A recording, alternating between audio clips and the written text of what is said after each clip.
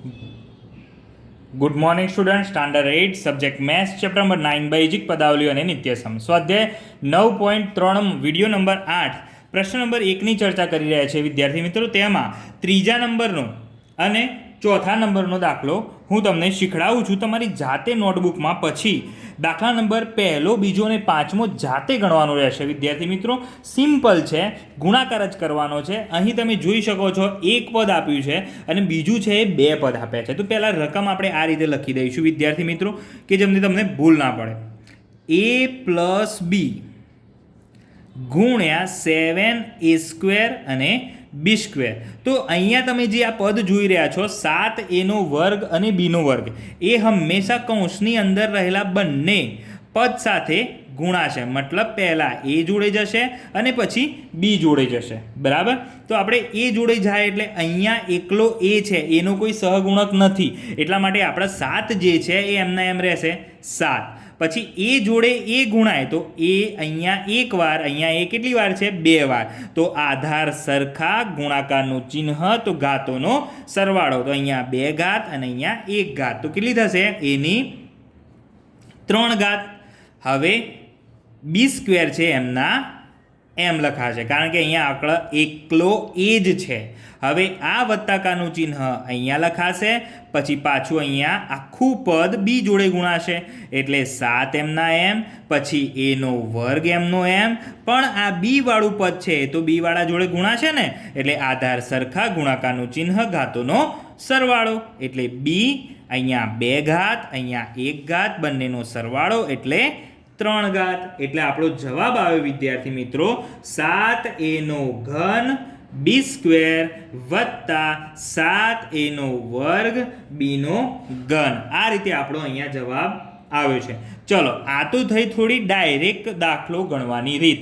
જે વિદ્યાર્થીને આ રીતે નથી ફાવતું એ હું અહીંયા જે રીત બતાવું એ રીતે પણ તમે કરી શકો છો.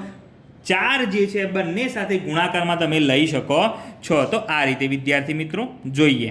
પહેલાં 4a લખ્યા, પછી આખો કૌંસ લખી દીધો અહીંયા અને અહીંયા ગુણાકારનું ચિહ્ન.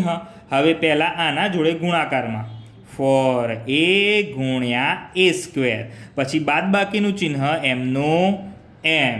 હવે 4a ગુણ્યા 9, આ બાદબાકીનું ચિહ્ન એમનું એમ. 4a અહીંયા ગયા અને બીજો અહીંયા ગયા એટલે હવે ગુણાકાર થશે. 4 અહીંયા શું થાય? 3 ઘાત. આધાર સરખા, ગુણાકારનું ચિહ્ન તો ઘાતોનો સરવાળો. આ બાદબાકીનું ચિહ્ન એમનું એમ.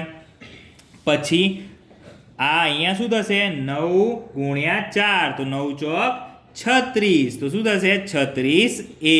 તમે આ રીતે પણ દાખલો ગણી શકો છો. તો એક ડાયરેક્ટ વાળી તમને બતાવી દીધી, એક પદ્ધતિ અનુસાર એક સ્ટેપ વધે છે એ પણ તમને બતાવી દીધું. તમને જે અનુકૂળ આવે એ રીત તમે કરી શકો છો વિદ્યાર્થી મિત્રો. હવે આપણે આગળ વધીશું. હવે તમને વિદ્યાર્થી મિત્રો સ્વાધ્યાય 9.3માં એક કોઠો આપ્યો હશે. એ કોઠા સ્વરૂપે નથી લખ્યું મેં, પણ અહીંયા ગુણાકાર સ્વરૂપે મેં દર્શાવી દીધું છે. આમાંથી કેટલાક હું તમને કરાવીશ અને કેટલાક તમારી જાતે કરવાના રહેશે. તો એમાંથી પહેલો સૌપ્રથમ આપણે ત્રીજા નંબરનો આ જોઈએ કે આ કેવી રીતે થશે. તો વિદ્યાર્થી મિત્રો આ p છે એ દરેક જોડે અંદર ગુણાકારમાં જશે એટલે p આ રીતે લખાશે. જો લખવું હોય તો p ગુણ્યા 6p².